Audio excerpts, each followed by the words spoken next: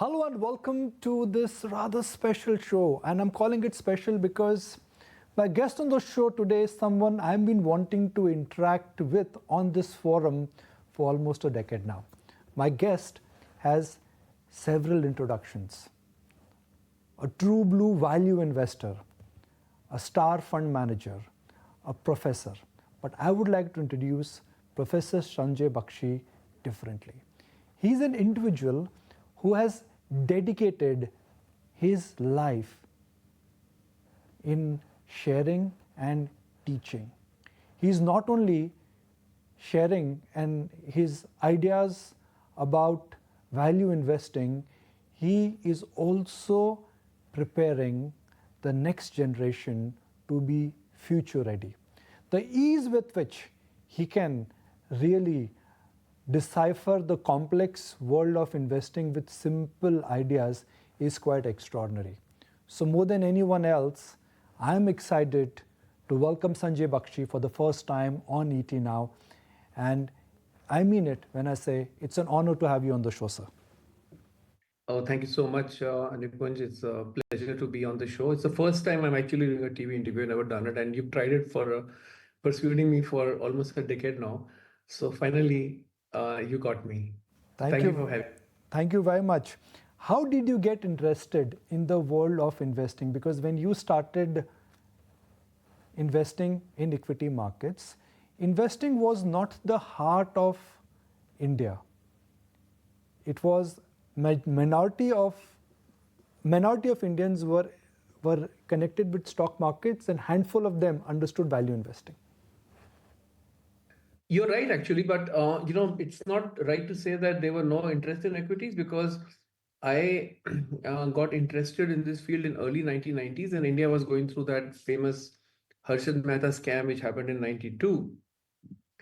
And I was a student at in London in the London School of Economics, and I discovered the idea of value investing while I was there. I came across the Warren Buffett letters, and through those letters, I discovered his own teacher Benjamin Graham.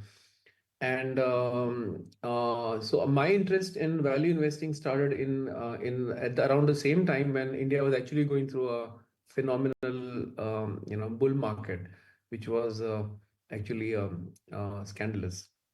So, but yeah, at the time, people were mostly buying stocks based on tips, and there was not a lot of method, which has come subsequently. So I have been a part of that journey. So I feel very privileged and honored to have been, part of the growth of the Indian equity markets. And so here we are. Professor Bakshi, not only you are a true blue value investor, you also are sharing your experiences. More importantly, you are very open about teaching the concepts of behavioral finance and market psychology. When did you gravitate towards teaching? Oh, it happened at sometime in 1998. So I had already spent about 4 years accumulating some experience as an investor in India. In 1998, I got an opportunity to go and teach, and I absolutely enjoyed it. Uh, and over time, now I've done it for now, more than 2 decades.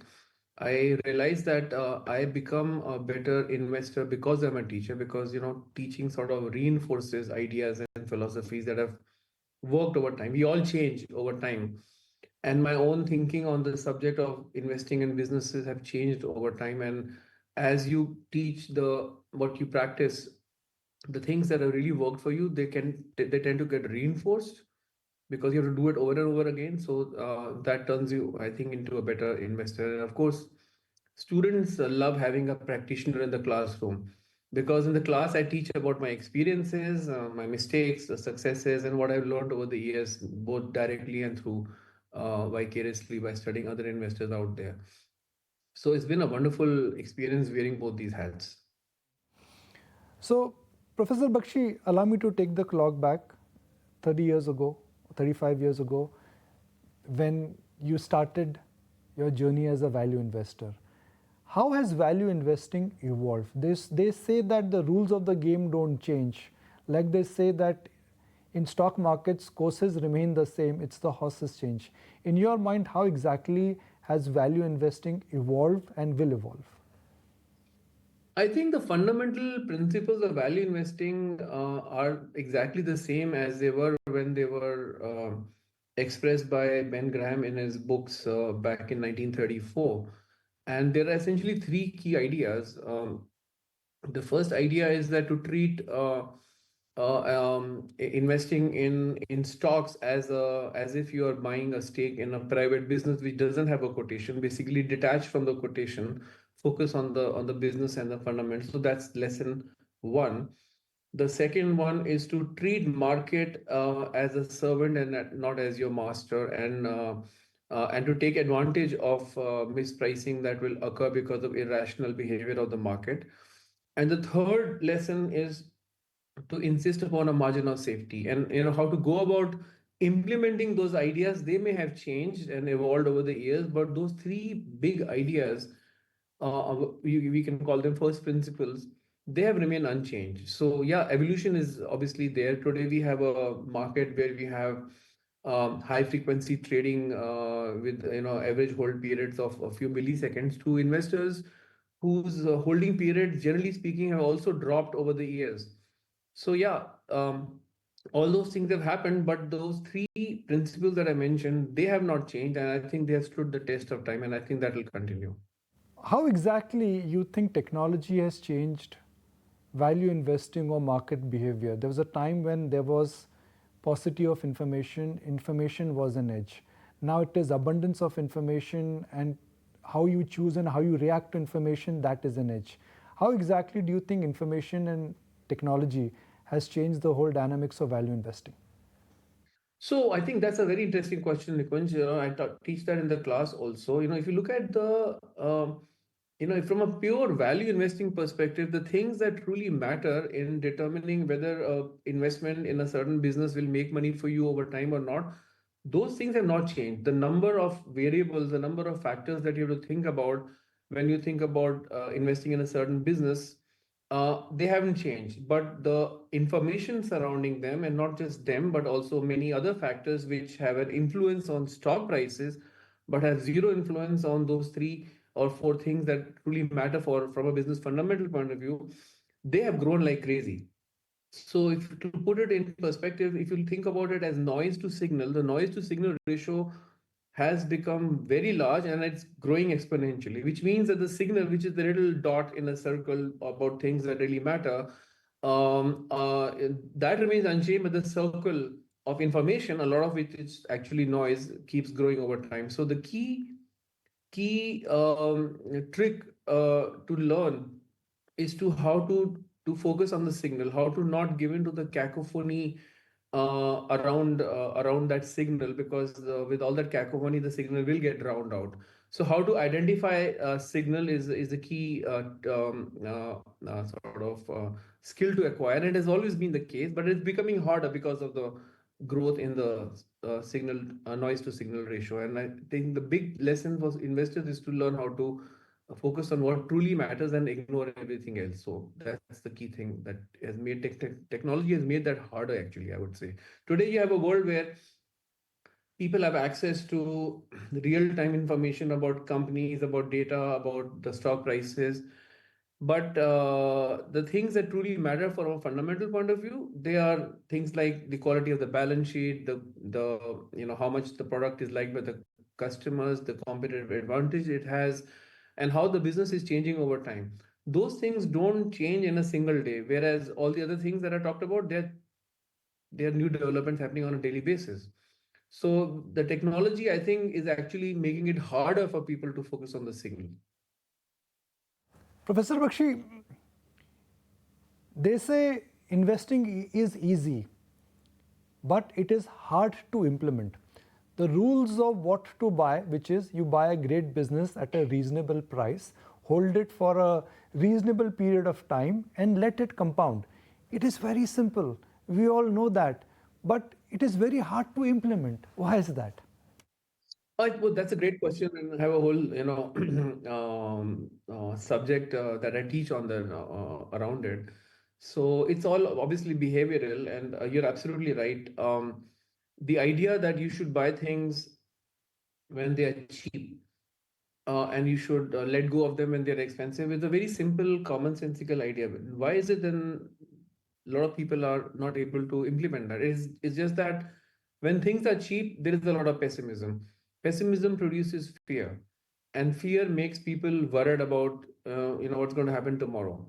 So there is this recency effect that plays out. Recent terrible news is extrapolated into the future, and people get scared about making a commitment, a financial commitment at that point of time.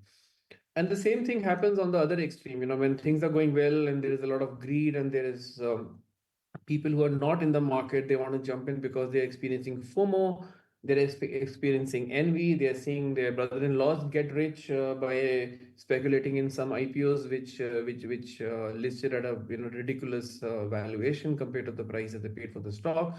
So all of those factors and many more, there are about 17, 18 models out there which are part of what we call as behavioral finance. They all contribute to the difficulty of actually implementing the commonsensical point that you made. Professor Bakshi, if we talk about the current Indian market, one side we've seen large SIPs, which is genuine long-term investing, that culture has got created. On the other hand, there is a large speculation which is happening in the F&O market, where trading volumes are also at an all-time high. Why is that long-term investing and short-term trading coexist? And what does that mean about where the investing culture in India is moving? Well, I think it's a complex question.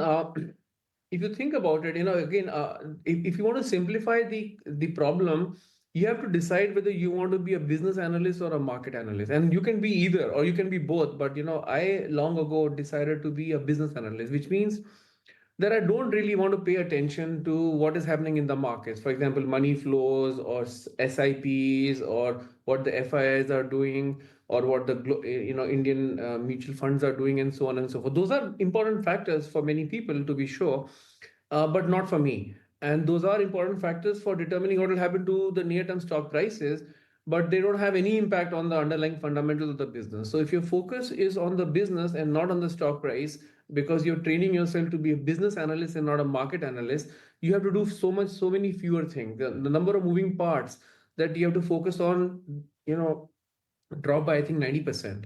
So to keep things simple, I decided long ago to be a business analyst and not to be a market analyst. So the question that you asked, how will money flows change and how will short-term behavior? Of course, we have always had speculation. It's not going to go away. And of course, I'm not happy about the idea that India is now running the world's largest casino in futures and options trading.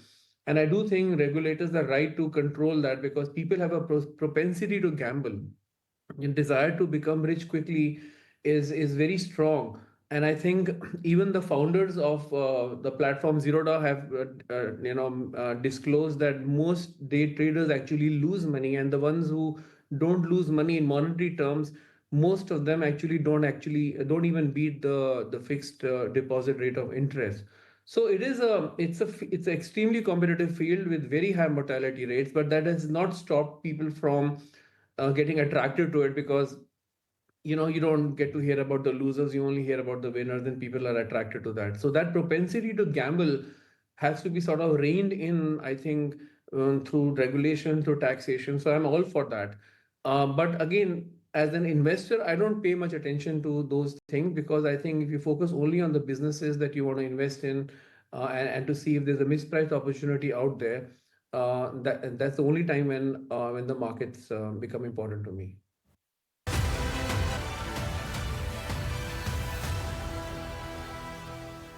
Professor Bakshi, mathematically we know that good businesses are hard to find and great businesses are even tougher. And very few companies genuinely can really compound and create a wealth. So when you look at investing or when you look at identifying a company or a theme or an idea, what is the starting point? How do you start? It's a good question. Again, there could be many starting points, but one very frequent starting point for me has been astonishing financial performance in the past, going back long into the past, which means that you automatically exclude businesses which don't have a long track record. And I think that's important to recognize, because then you can see what happened to that business during stressful periods. COVID was recently a stressful period. I think it was a great sort of environment during which you could study, businesses that have survived and thrived, and those who sort of were completely evaporated, or eliminated from the so-called gene pool. So to study businesses and see how they have done during tough times gives you some idea about, what is called as the Lindy effect. I'm sure you're familiar with that. The longer a business has been around, the more conviction one gets about its ability to survive and thrive in a tough environment. It could come from many factors. It could come from a variable cost structure. It could come from, a strong balance sheet. It could come from diversification across various product categories. It could come from many sources. But if you really study in especially in some sectors, in cyclicals, in financials, if you study, so there is a lot to be said about studying survivors. So when you see that astonishing financial performance, especially during tough periods, and you start looking at the inherent strength of a business, and you start asking questions to why did this business thrive in an environment where others were sort of being eliminated, and then you start focusing on the factors that have gone into creating that business and running that business. And as you mentioned in your question earlier, that it is becoming harder.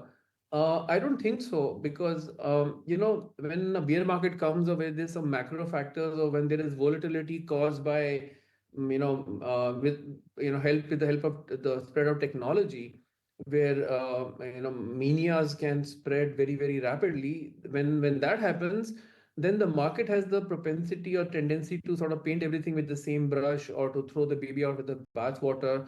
So when that happens, even great businesses, which may be hard to find, as you mentioned, and but that they exist, but they're just not attractively priced. They tend to become very attractively priced during those periods of time. So for an investor to find a good quality business is obviously a starting point, and it can come from many sources, but it's not that you have to invest in it right away. If you already know it's a great business, and because of some external development, its stock has become ridiculously cheap, then you have to act. Then you have to overcome the loss aversion and the fear factors and all, and get over all those psychological tendencies that I mentioned earlier, and go and act and deploy capital. So while it's difficult to identify great businesses, but it's during severe bear markets, they do become cheap, extremely cheap, and that's the time to actually go and invest into them. So if I may quote Manjar here, he would always say that you should be ready, you should be prepared. So is that a good strategy for any long-term investor, that just wait for that loose ball and hit it out, identify a good business, but wait for that panic in the market so that you get your price? That's his strategy, and it worked for him, and that doesn't take away the elegance or the intelligence behind the strategy of being almost fully invested in India. India is a growing market. India market cap has grown from less than $1 trillion 10 years ago to more than $5 trillion now, primarily because of the growth in India's GDP, and also because new companies have come to market. So there is this very large pond in which we are fishing, and that pond is grown to now more than a $5 trillion USD market cap pond, and it's going to keep growing as India grows. So in that sense, I don't see that as a problem at all. The key is to find out just a handful of companies. As you're going to have thousands and thousands of companies which are available for investing. In the job of the investor is not to select but to reject. It's primarily the problem from a mathematical point of view is to reduce from 5,000 odd plus companies to a portfolio of maybe a 10 stock portfolio, or a 20 stock portfolio, or even a 100 stock portfolio. So even if you were to, have a very widely diversified 100 stock portfolio, you still have to reject a few thousands of companies. So you need to have rules to quickly say no to what just doesn't make sense. And I think figuring out what those rules are is very important. In one of your recent blogs, Professor Bakshi, you mentioned to find the size of the pond, which is you need to fish in a large pond. What is the definition of large pond and how can one go about identifying it? Well, I was referring to just now in the answer to your previous question, we should be sort of grateful that we are not living in Bangladesh or Sri Lanka or Pakistan. We live in what has become a large economy in terms of GDP. And we are almost hitting $4 trillion in GDP. And large GDPs produce large market caps. India's market cap is now more than USD 5 trillion. And by the way, this is after accounting for currency depreciation. And that's just an outcome of being a large economy that keeps getting bigger. But it's also an outcome of the fact that there are businesses that have been part of GDP but are now entering market cap. These are privately held businesses which were not there in the markets but have gone public recently. LIC is the case in point. There are so many of them which are multi-billion-dollar market valuations, but they've gone public. They've been around for a long time and their economic activity contributes to GDP but has not yet entered market cap. So it's a large pond, and the pond is going to get larger, and you are trying to fish in a large pond by constructing a 10, 20, 30, 40, 50 stock portfolio. So I go back to the point I was making, that idea is to construct filters to quickly reject what doesn't make sense. So if when you have that, you have to say no to basically almost everything. And there are all sorts of things that will pop up which will excite you or entice you, and you have to basically go to the discipline of what makes sense, because at the end of the day you can't own everything unless you buy an index fund. Even then, an index fund will replicate a 30 or a 50 stock portfolio. Even the indices are rejecting most stocks that are available for investment. So, Professor Bakshi, how do you balance this academic rigor with practical lessons in your classes and when we are dealing with unpredictable markets? What keeps you going, sir? I think it's wearing two hats has been a blessing for me. I mentioned earlier that I think I'm a better investor because I'm a teacher, and I also think I'm a better teacher because I teach about my experiences as an investor. So combining academic rigor with practical investing has helped my students and me both. While I wear both these hats, I can develop case studies with valuable lessons that students can apply in other situations. This is extracting sort of first principles from cases and then applying those principles and finding mispriced opportunities in the markets. So the cases, I do a program called Case Studies in Business and Investment Analysis at Flame University, both for my undergrad class and for experienced investors who come for a workshop. And they have to endure my classes 3 days in a row. I teach 14 hours a day, non-stop, case after case after case. So these cases sort of become stepping stones to reach these higher sort of first principles. And once the participants or students can grasp those first principles, they can go and implement and find other opportunities which conform to those principles. So I think it's a lot of fun to do. And as you gain experience over time, the cases change over time. So it's something that I really enjoy doing. Professor Bakshi, it's taken us almost 15 years of convincing for you to break your silence on TV. I sincerely hope that the next interview is coming soon. We are absolutely honored that you were generous with your time and you accommodated this interview request. And for our viewers, nothing could have been a better start for 2025 than your thoughts on value investing and how can one really understand this complex world of investing. Thank you so much, Nikunj. It was great to have you. I'm be part of your show, and wishing all the viewers a wonderful 2025.